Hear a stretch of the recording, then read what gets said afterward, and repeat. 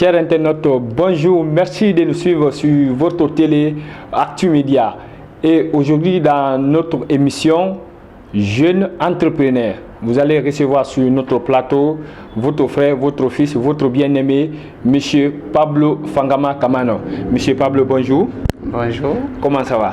Oui, ça va. Je pense que c'est les vacances, mais déjà, ça donne bonne mine. Ouais, merci, merci. Et merci pour répondre à notre appel. Ouais, merci. Et vous n'êtes sans savoir que vous faites partie parmi ceux qui font bouger la capitale. Parce que quand nous parlons aujourd'hui de l'esthétique, de la beauté, vous faites partie parmi les acteurs, ceux qui embellissent, qui donnent une bonne image aux grandes personnalités. Et aujourd'hui, dans notre émission Jeunes entrepreneurs, nous avons choisi de vous faire agir par rapport à votre entreprise, votre salon de coiffure. Alors, très rapidement, beaucoup de personnes vous connaissent déjà, comme on l'a dit dans l'entame. Maintenant, présentez-vous aux millions de téléspectateurs qui vous suivent déjà en ligne. Merci beaucoup. Et moi, je me présente. Je m'appelle Fangama Kamano Pablo et je suis diplômé en droit. Voilà. Et en même temps, je suis aussi coiffeur. J'ai mon salon de coiffure qui est à Lambani, juste près du centre commercial, en face des Coxy Market. Voilà, juste en bas de la salle de gym. Ok, merci. Vous avez suivi la brillante présentation. Il a oublié un aspect sur les réseaux sociaux, on l'appelle influamento. Donc, comme je le disais, c'est une grande personnalité, pas par sa taille comme vous le voyez, mais j'espère que le respect, la considération et surtout sa sagesse. Alors, M. Pablo, oui. Aujourd'hui, vous avez terminé, vous êtes juriste de profession, mais qu'à cela ne tient, vous avez décidé de rentrer dans le monde de l'entrepreneuriat en créant ces salons pour vraiment servir la population, particulièrement de la ville de Conakry. Alors, faites-nous vraiment une brève présentation sur votre entreprise. Merci beaucoup. Et déjà, mon entreprise s'appelle Galaxy Coiffure. J'ai décidé pas mal, ça fait longtemps que j'ai vraiment décidé moi-même de mettre quelque chose en place parce que vous n'êtes pas sans savoir après les études, tout ça là, pour avoir le boulot en Guinée, c'est pas facile. Ce n'est pas facile, ce n'est pas facile. Voilà, donc c'est là l'idée est venue, il faut forcément créer quelque chose, une place ou bien une activité que moi-même j'ai développer, essayer de mettre en place et puis pour que dans l'avenir et ça puisse me donner quelque chose que en fait pour pouvoir subvenir à mes besoins. C'est là l'initiative est venue pour créer d'abord mon salon de coiffure. Ça déjà j'étais depuis au lycée, j'avais l'idée et à l'université déjà, je partais à l'université et puis tout ça là bon. Ça c'est comme ça l'idée est venue en fait. Aujourd'hui diplômé en droit, ouais. Mais vous faites parmi des jeunes entrepreneurs qui ont eu l'option, la vision de voir clair des choses pour ne pas rester dans le quartier. Il faut se battre, se préparer pour l'avenir et c'est une façon aussi de se préparer. Alors dites-nous clairement comment est venue l'initiative de créer votre salon. Merci, l'initiative elle est très simple. Vous allez tout de suite le savoir. Moi, depuis mon enfance, j'ai grandi dans une famille où les principes et l'éducation qui est le primordial. D'accord? Oui. En fait, j'ai été initié. C'est pas moi seul.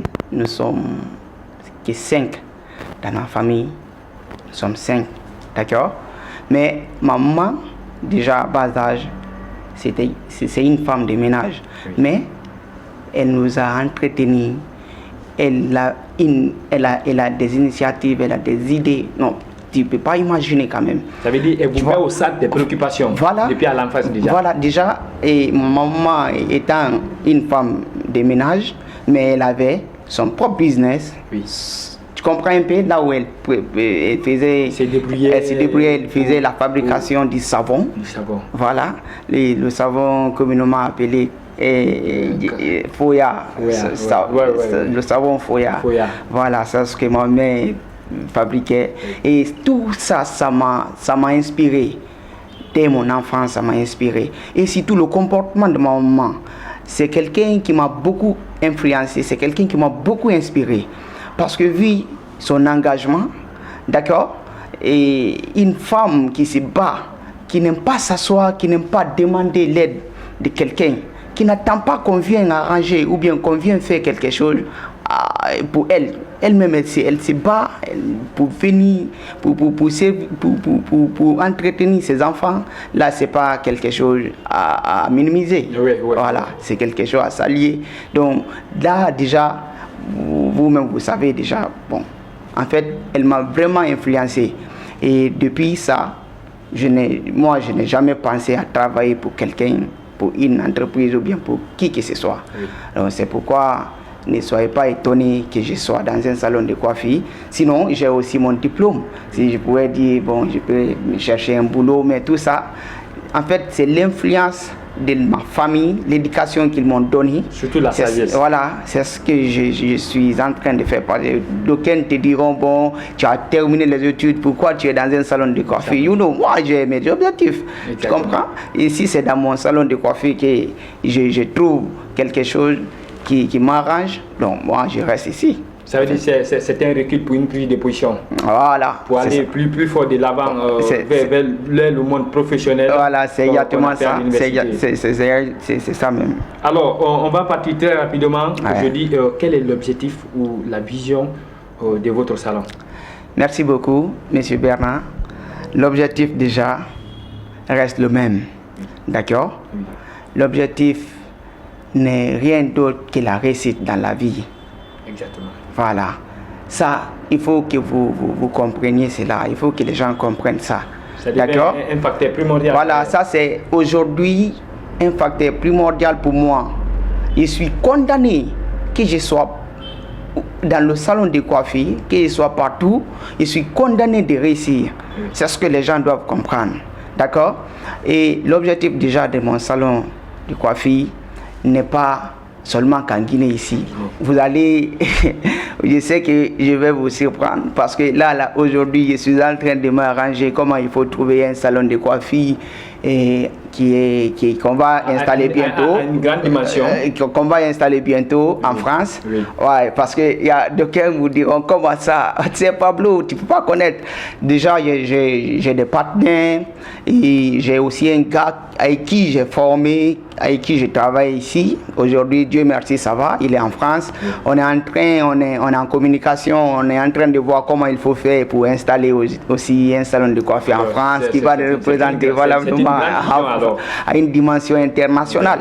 Voilà. Donc, en fait, si vous me demandez des objectifs, c'est un peu ça quoi en fait. Voilà, aujourd'hui nous avons vu sur la plateforme de communication, alors il y a les grandes personnalités, des hauts cadres de l'État même, des grandes personnalités des institutions qui viennent se faire coiffer dans votre salon. Alors aujourd'hui, dites-nous comment se passent les échanges et l'accueil avec ces grandes personnalités. Merci beaucoup. Déjà, comme moi-même je vous ai dit, l'échange et l'accueil déjà dans ma famille, c'est quelque chose que j'ai appris depuis à bas âge, vu l'éducation que mes deux parents m'ont donné dès à bas âge. Déjà ça me suit quoi en fait. Partout où je vais, ça c'est l'étiquette qui est déjà collée ici à ma personne. Donc déjà, mes relations avec ceci, c'est à bon terme, si pas pour aller très loin. Je suis en contact avec Yamasiga, c'est moi qui fais ces trucs, beaucoup de trucs qu'elle veut, c'est moi qui fais ça, la tête, la teinture, la coiffure, tel que tant d'autres, d'accord, comme les AS, et beaucoup de personnalités comme le directeur préfectoral de l'art et de la culture à Choj, à Kissidougou, et M. Bira, Ibrahim. C'est moi qui fais tout ça. Bon, en fait, ce n'est pas quelque chose de hasard. C'est parce que j'ai l'amour de mon boulot. Et vous-même, vous remarquez ça déjà. Moi, quand je travaille, quand je coiffe, je me sens comme un homme libre. comme je me sens très joyeux, je me sens très généreux. C'est ce qui donne l'impression, la rassurance aux clients. Voilà. Et le bon travail est en train d'être effectué. Voilà, merci. Alors, très rapidement, je pense que déjà dans la question qui avait suivi ça, vous avez déjà fait un briefing par rapport aux objectifs. Dites-nous, devant des millions d'internautes qui vous suivent déjà en direct, est-ce que vous avez des objectifs d'autres que ces salons-là? L'objectif, déjà, comme moi je vous ai déjà dit ça, c'est la réussite. C'est la réussite. Tout ce qu'on fait est basé sur la réussite.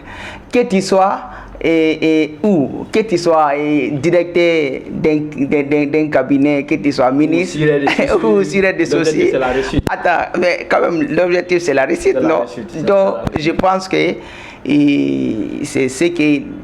c'est l'idée là qui doit animer tout le monde. Comme moi, déjà, je suis déjà animé par l'idée de la réussite. Voilà, le succès. Et je vis d'ailleurs même dans le succès. C'est comme ça. Et moi, de jour en jour. Cette année, avec la première comparution sur les réseaux sociaux, nous avons vu qu'il y a vraiment un changement où nous optons vers la réussite.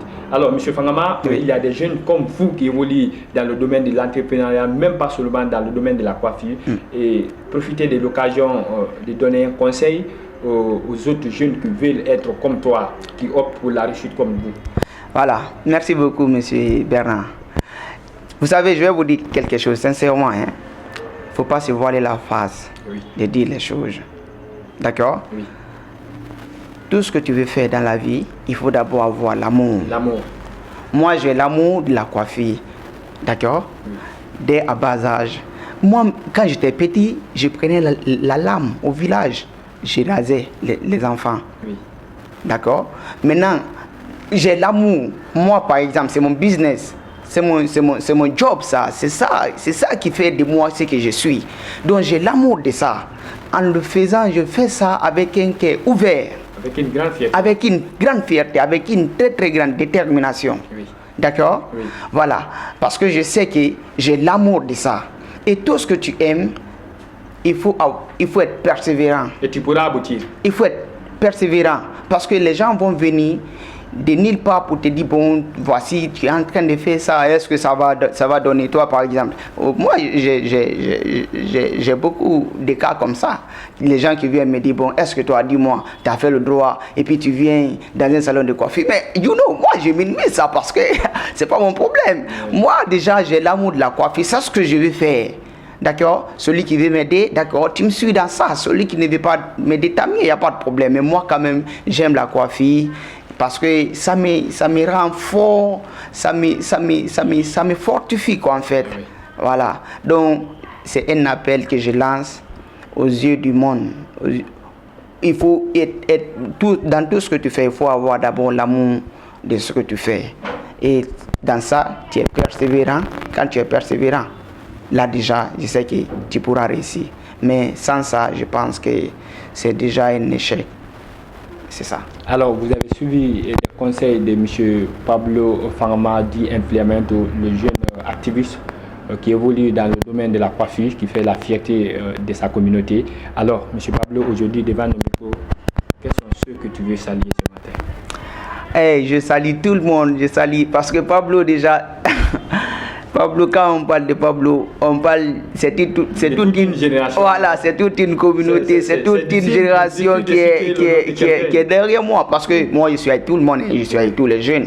Voilà, déjà, et que ce soit à Conakry, que ce soit partout, à Gekedou déjà, bon, je suis avec beaucoup de jeunes qui me suivent un peu partout, qui m'appellent, qui m'encouragent, qui me félicitent, des grands, d'accord, que je ne peux pas déjà citer tout le nom, et puis, mais bon, quand cela ne tienne, t'inquiète, j'ai cité le nom, vous voyez commencer d'abord par saluer et remercier aussi mon grand frère, Alexis, parce que ma maman m'a fabriqué, mais lui aussi, il a beaucoup contribué dans ma vie. Voilà, il nous a soutenus, il nous a soutenus. Voilà, j'ai aussi continué par remercier le grand Kobja. Et c'est un grand frère à moi, il travaille à Rio Tinto, il me soutient aussi. Moralement, bon, il me donne des conseils. C'est un grand frère que je respecte beaucoup. D'accord. Et comme les jeunes, comme les Abraham, toi-même qui me parle là. Toi-même qui me parle, toi-même qui sais que tu es un guerrier. Donc, les jeunes, suivez les jeunes modèles comme Bernard Kimaya qui ne baisse pas les bras, qui se bat tous les jours. Parce qu'il faut le travail acharné.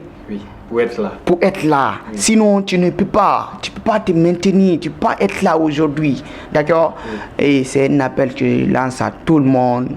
Il faut être engagé dans tout ce qu'on fait. Oui. Il faut être pragmatique, sincère quoi, dans tout ce qu'on fait. Voilà. Donc, moi, si vous me demandez un peu mon point de vue par rapport à ça. Alors, très rapidement, déjà nous sommes à la fin de cette émission Jeune Entrepreneur. Oui. Alors, votre dernier mot? Mon dernier mot, je salue tout le monde, je salue la famille, je salue tout le monde. Et merci pour vos soutiens, les encouragements. Je suis de cœur avec vous. You know, peace and love. Et merci, M. Pablo Fangama. Merci de nous suivre, chers téléspectateurs, dans notre émission Jeune Entrepreneur. Merci, à la prochaine fois et merci.